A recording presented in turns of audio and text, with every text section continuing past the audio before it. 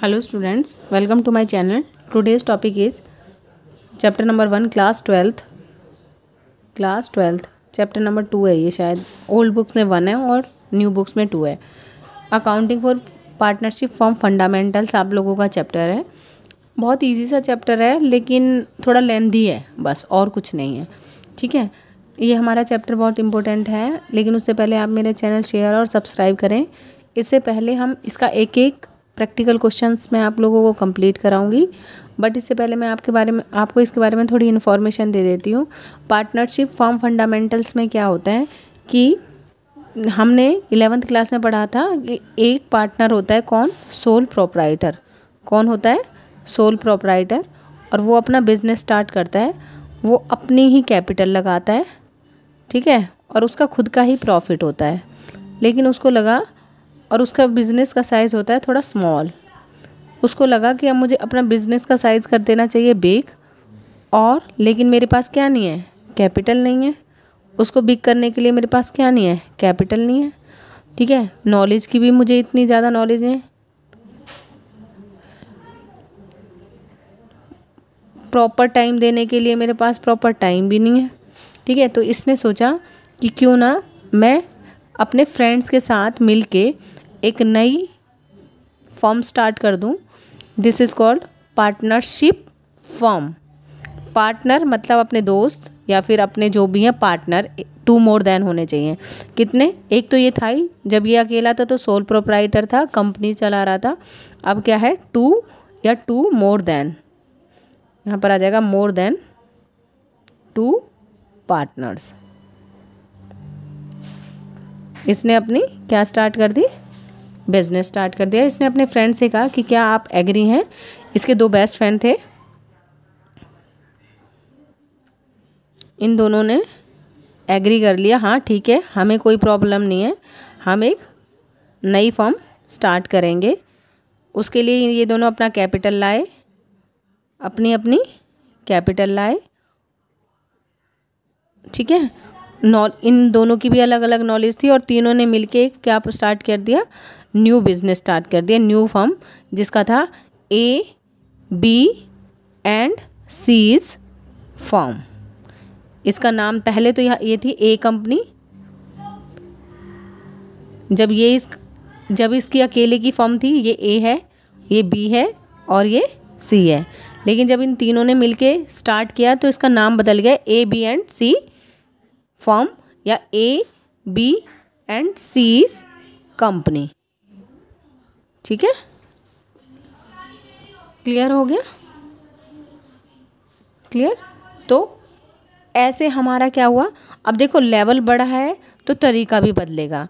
जब ये अकेला था तो ये प्रॉफिट कैलकुलेट करने के लिए P&L अकाउंट बनाया करता था।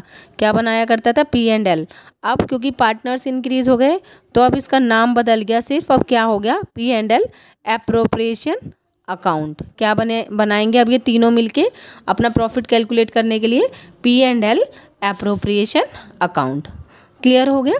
उसके बाद हम इसके फीचर्स, ये हो गई हमारी पार्टनरशिप। तो पार्टनरशिप हमारी क्या हो सकती है, हम सारे मिलके जब एक फर्म स्टार्ट करते हैं, ठीक है, पार्टनर्स मिलके जब प्रॉफिट मोटिव, लेकिन इनका मोटिव है ना, कोई भी ऐसा कोई काम नहीं होना चाहिए, पहली बात तो वो इलीगल हो, दूसरा कि सिर्फ हमारी समाज सेवा, चैरिटेबल नहीं होना चाहिए, मतलब समाज से रिलेटेड, सोसाइटी से रिलेटेड ना हो।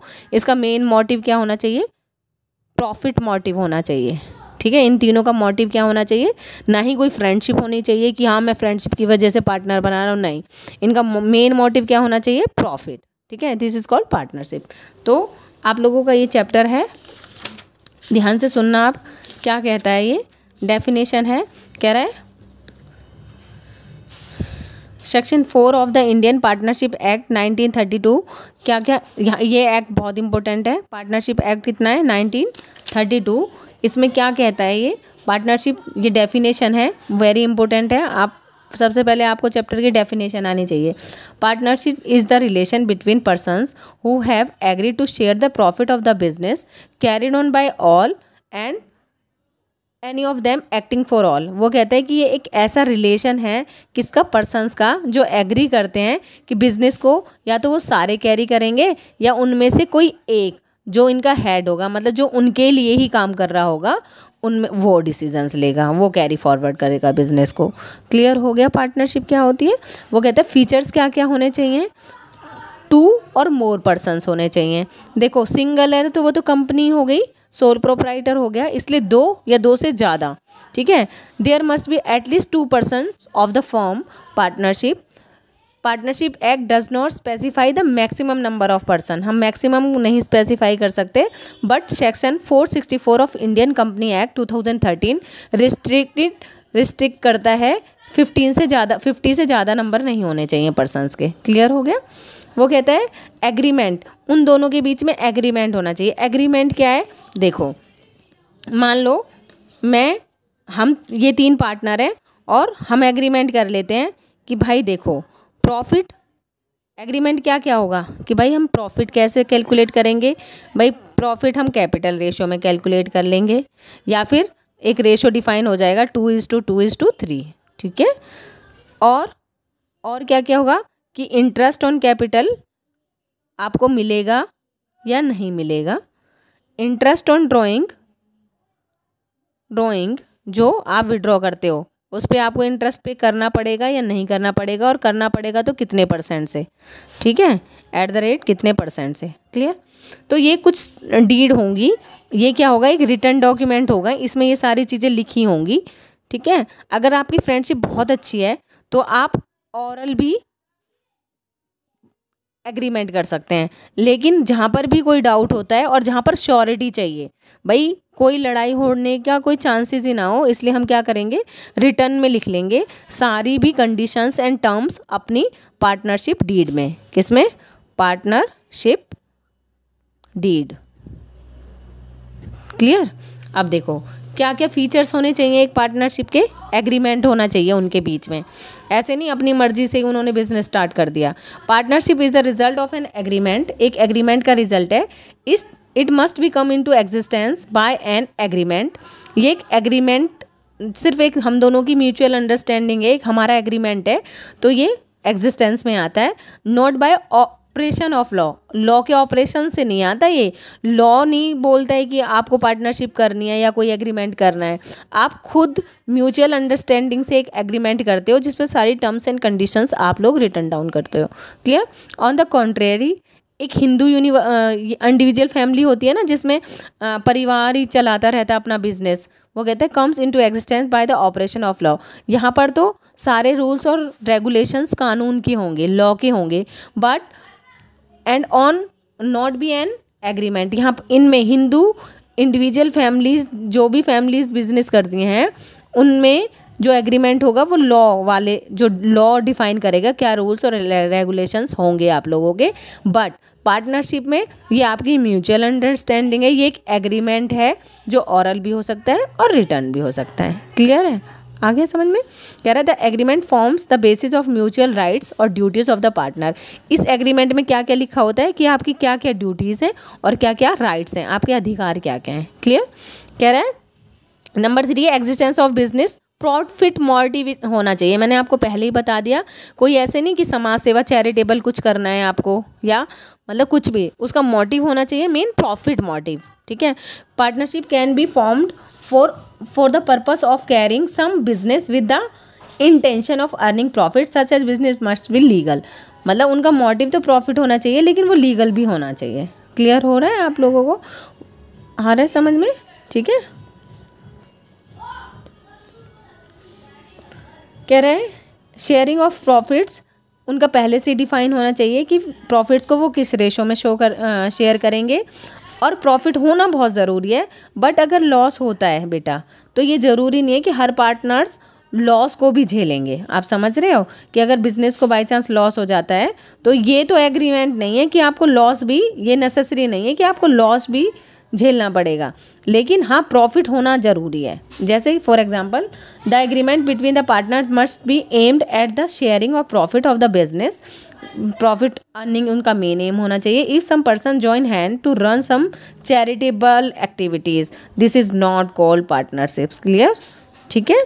इसको पार्टनरशिप, अगर आप चैरिटेबल कोई एक्टिविटीज़ कर रहे हो वो पार्टनरशिप आपकी नहीं है। Further if A partner is deprived of his right to share of profit in the business cannot be called partners. कह रहा है देखो, but it is not necessary that all partner should share the losses also. ये necessary नहीं है कि वो losses भी शेयर करेंगे. It may be agreed between the partners that one and more than उनमें से एक या एक से ज़्यादा लॉस को झेलेंगे या नहीं, लाइबल करेंगे या नहीं करेंगे, ये पहले से ही एग्रीड होगा पार्टनर्स के बीच में. ठीक है. फिर वो कह रहा है relationship of principal and agent. देखो, प्रिंसिपल का मतलब होता है जो सबको रूल्स रेगुलेशन समझाता है. प्रिंसिपल हमारे, हम जब स्कूल में होते हैं तो प्रिंसिपल की बात हमारी सबसे पहले होती है, हमें उनकी बात माननी होती है. वो कहता है या तो अगर 3 पार्टनर है उनमें से एक प्रिंसिपल होगा या एजेंट होगा. एजेंट का मतलब है जैसे हम स्टूडेंट्स, हम उनकी बात मानते हैं. एजेंट मतलब जो काम करते हैं, बस लेवल बदल गया है. ठीक है. तो वो कहता है या तो एक पार्टनर कैसे काम करेगा, एज ए प्रिंसिपल, जो अपने दोनों दोस्तों को समझाएगा. जैसे ए किसको समझाएगा, एज ए प्रिंसिपल काम करेगा, लेकिन होगा एग्रीमेंट सबका, और किसको, इन दोनों को गाइडेंस देगा और इनसे काम कराएगा. बट होंगे तीनों पार्टनर, इनका एग्रीमेंट ज़रूरी है. ठीक है. एज ए वर्कर नहीं है ये एज ए पार्टनर काम करेंगे. या फिर ये खुद एजेंट बन जाए और उसको अगर ऐसा लगता है कि बी मुझसे ज़्यादा इंटेलिजेंट है या बी को इस काम की बहुत नॉलेज है तो इसके अंडर काम कर सकता है. Yes yes yes. ठीक है. आ रहे हैं आप समझ में. तो वो कह रहा है each partner is an agent भी होता है वो, as well as principal of the firm. An agent because it can bind the other partners by his act. या तो वो अपने एक्ट से बाइंड कर सकता है दूसरे पार्टनर्स को. And a principal because he himself can bound by the act of others. और वो प्रिंसिपल, ये वो कहता है एजेंट है कि या तो वो दूसरे पार्टनर्स बाय पार्टनर्स उसे बाइंड कर लेंगे, मतलब अपने अकॉर्डिंग ढाल लेंगे, या फिर वो खुद दूसरों को अपने अकॉर्डिंग बाउंड कर लेगा कि क्या क्या एक्ट्स करने हैं और क्या क्या आपके राइट्स हैं. क्लियर हो गया. Business carried on by all और any of them acting for all. वही बात है, जो प्रिंसिपल होगा या तो वो खुद ही सारे रूल्स रेगुलेशंस फॉलो कर रहा होगा. बिजनेस या तो कोई एक चला रहा होगा, मतलब मेजर एक्टिविटीज़ एक कर रहा होगा, या फिर सारे के सारे. क्लियर. सेम यही कंडीशन है. क्योंकि, और दूसरी बात, क्योंकि यार तीनों ही इम्पोर्टेंट है. ये हम पार्टनरशिप पढ़ रहे हैं. No separate existence. वो कहता है पार्टनर्स में कोई सेपरेट एग्जिस्टेंस नहीं होता. अगर पार्टनरशिप है तो तीनों की वजह से है. हम ऐसे नहीं कर सकते पार्टनरशिप अलग और पार्टनर्स अलग. जैसे कंपनी अलग हुआ करती थी और ऑनर अलग हुआ करता था. 11th में ये था ना, बिजनेस एंटिटी आपने पढ़ा था. ठीक है. Separate business entity. लेकिन पार्टनरशिप भी और पार्टनर भी दोनों एक ही हैं. पार्टनर्स के बिना पार्टनरशिप नहीं चलेगी, और पार्टनर्स, अगर पार्टनर नहीं है तो पार्टनरशिप का कोई एग्जिस्टेंस होगा ही नहीं. क्लियर. उसके बाद कह रहा है राइट्स ऑफ पार्टनर्स क्या क्या होने चाहिए. ये थे हमारे फीचर्स. क्लियर हो गए बेटा. अब है हमारे क्या राइट्स क्या क्या होने चाहिए पार्टनर्स के. कह रहा है every partner has the right of share profit and losses other partners in the agreed ratio. वो कह रहा है कि पहले से जो एग्रीड रेशो, वो चाहे 2:3 हो, चाहे 3:4:5 हो, कोई भी रेशो है, उसी में अपना लॉसेस और प्रॉफिट बांटेंगे. Every partner has the right to take part in the conduct of business. मतलब जो भी बिजनेस कंडक्ट एक्टिविटीज़ हैं तो उसको राइट है कि वो पार्टिसिपेट करे. Each partner has right to consult the matter related to the partnership business. वो कह रहा है हर पार्टनर को राइट है कि वो हर मैटर पे कंसल्ट कर सकता है, अपनी ओपिनियन दे सकता है. Every partner has right to inspect. वो इंस्पेक्शंस कर सकता है, कुछ भी चेकिंग कर सकता है, और अपनी अगर उसे कोई डाउट है तो वो कॉपी भी ले सकता है अपने सारे डॉक्यूमेंट्स की, जितनी भी इनकम्स हो रही हैं, कहाँ से एक्सपेंसेस हो रहे हैं, वो कॉपी भी ले सकता है बुक्स की.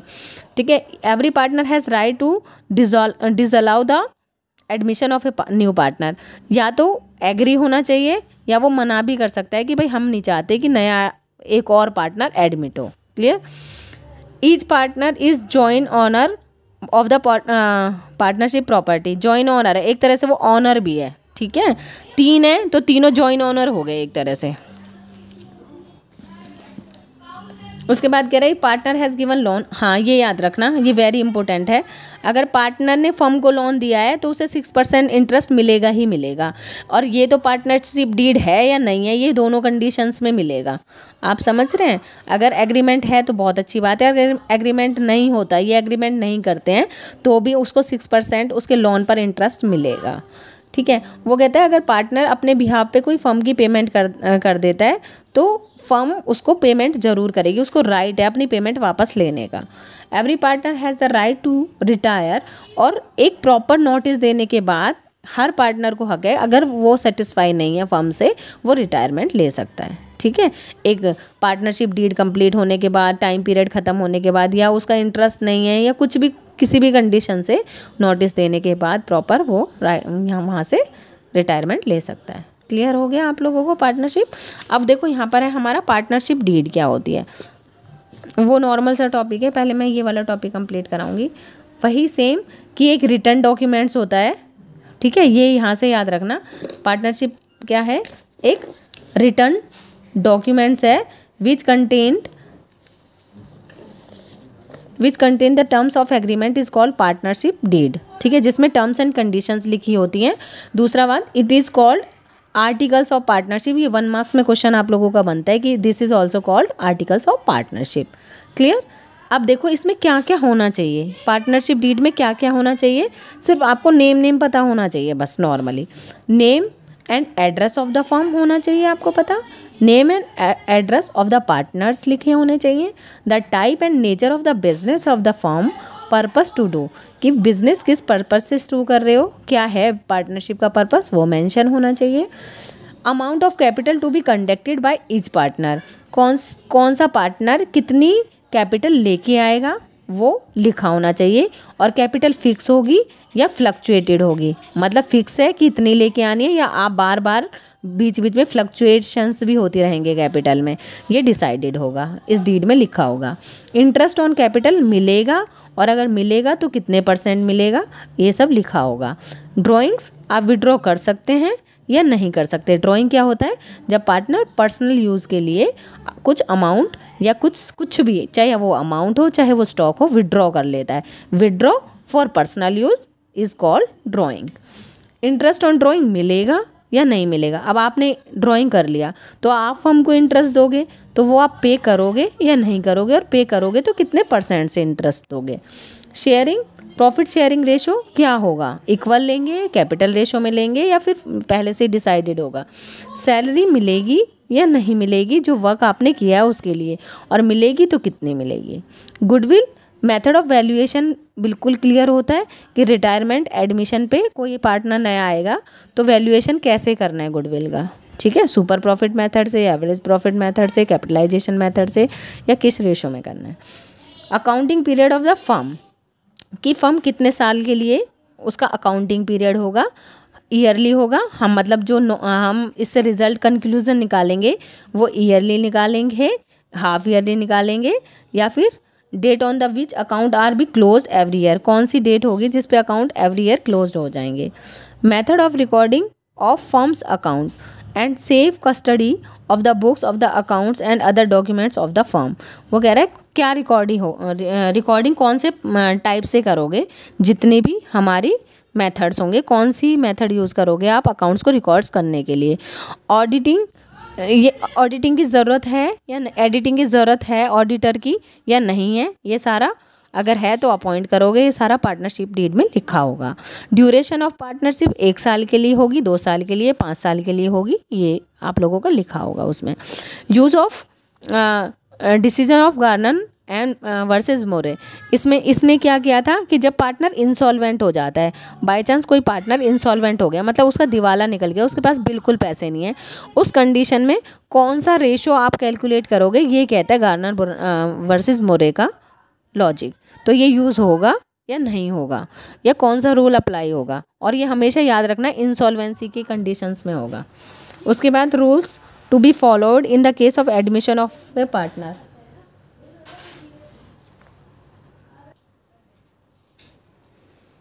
बैंक ऑफ अकाउंट वगैरह, whether account in the bank will be open for the firm name या पार्टनर के नेम से ओपन होगा। Rules to be followed in the case of admission of a partner, कौन कौन से rule जब भी एक नया पार्टनर आएगा कौन कौन से रूल फॉलो होंगे। Rules to be followed while settling the account on retirement, retirement के कौन कौन से रूल्स फॉलो होंगे, कैश में पे करोगे, नहीं पे करोगे, क्या होगा। सेटलमेंट ऑफ डिस्प्यूट्स, अगर कोई गलतियाँ या खामियाँ हो जाएंगी तो उनको कैसे सॉल्व करोगे। ये सारी चीज़ें हमारे किस में, पार्टनरशिप डीड में लिखी हुई होती हैं। क्लियर हो गया बेटा, ठीक है। नेक्स्ट है आप लोगों का इम्पोर्टेंस, वेरी इंपॉर्टेंट है।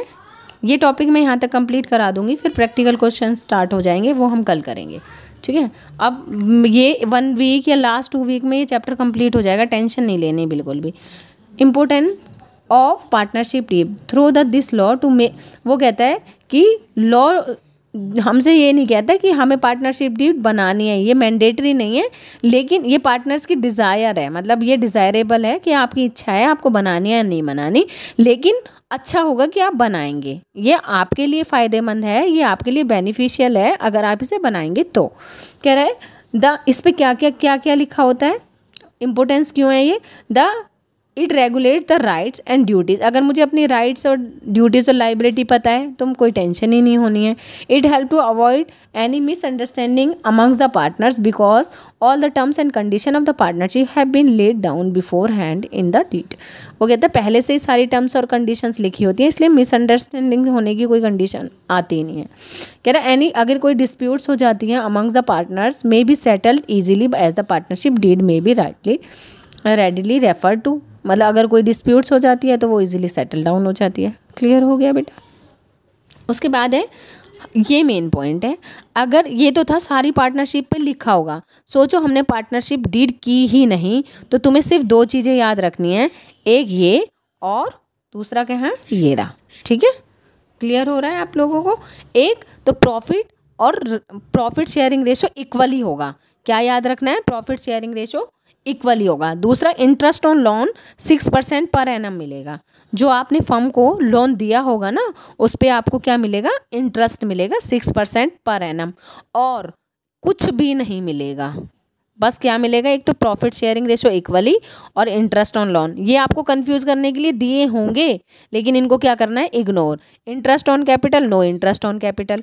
ड्राइंग बिल्कुल नहीं, कोई इंटरेस्ट ऑन ड्राइंग नहीं मिलेगा आपको। सैलरी बिल्कुल नहीं मिलेगी, नो पार्टनर्स, मतलब कोई ना सैलरी ना कमीशन मिलेगा। बट इंटरेस्ट ऑन लोन मिलेगा, अगर आपने फर्म को कोई लोन दे रखा है तो उस पर आपको इंटरेस्ट मिलेगा, वो भी किस रेट से डिफाइन है, 6% per annum. Admission of a partner without, किसी भी पार्टनर, सब पहले तो सब कंसल्ट करेंगे, अकेले आप अपने उसके लिए किसी नए पार्टनर को एडमिट नहीं कर सकते हैं। Each partner can participate in the conduct of the business, वही सेम, कुछ भी कंडक्ट करने के लिए सारे पार्टनर्स पार्टिसिपेट करेंगे। ईच पार्टनर कैन, कोई भी पार्टनर इंस्पेक्ट कर सकता है और कॉपी ले सकता है, हार्ड कॉपी ले सकता है, किसकी, जो भी हमारे डॉक्यूमेंट्स हैं उनकी। क्लियर हो गया। तो मेन पॉइंट क्या है, कुछ नहीं मिलेगा, सिर्फ क्या मिलेगा, प्रॉफिट और इंटरेस्ट ऑन लोन। बस ये तुम्हें ना कंफ्यूज करने के लिए देंगे और लिख देंगे in the absence of partnership deed, ये सारी चीज़ें देंगे, और आपको you have to prepare P&L appropriation account. तो तुम्हें क्या याद रहेगा भाई, इंटरेस्ट ऑन कैपिटल कंफ्यूज करने के लिए दे रखा है, इंटरेस्ट ऑन ड्रॉइंग कंफ्यूज करने के लिए, सैलरी तो सिर्फ क्या मिलेगा, प्रॉफिट इक्वली, वो भी, और प्रॉफिट का रेशो भी दे देंगे, सिर्फ आप कंफ्यूज हो इसलिए, सिर्फ इक्वली प्रॉफिट और इंटरेस्ट ऑन लोन। क्लियर, यहाँ तक समझ में आ गया बेटा। अब हमारा नेक्स्ट टॉपिक आ जाएगा P&L अप्रोप्रिएशन अकाउंट कैसे बनाते हैं। हमें ये तो पता लग गया पार्टनरशिप में P&L अप्रोप्रिएशन अकाउंट बनाएंगे, this is a nominal account, और नॉमिनल का रूल क्या होता है, debit all expenses and losses, और credit all incomes and gains, ठीक है। ये मैं विथ आपसे जर्नल एंट्री नेक्स्ट वीडियो में डिस्कस करूंगी। पहले सारी जर्नल एंट्रियां कराऊंगी, फिर मैं बताऊंगी इसे कैसे। सब पहले ये कराते हैं ना, मैं हमेशा पहले जर्नल एंट्रियां कराती हूँ, क्योंकि जर्नल एंट्रियां आप लोगों को समझ में आ जाती हैं, ठीक है। तो जर्नल एंट्रियां पहले हम डिस्कस करेंगे, फिर हम P&L अप्रोप्रिएशन डिस्कस करेंगे, और फिर क्वेश्चन स्टार्ट कर देंगे मेरी नेक्स्ट वीडियो का। आप थोड़ा वेट करेंगे तो प्लीज़, लेकिन ज़्यादा से ज़्यादा मेरे चैनल को थोड़ा सा यार तुम्हारे सपोर्ट की ज़रूरत है, मोटिवेट करो, और मैं आपकी पूरी हेल्प करूँगी, ठीक है। रिटायरमेंट तक मैं करवा चुकी हूँ एक क्वेश्चन, ठीक है बेटा। Thank you so much, have a nice day, take care, bye.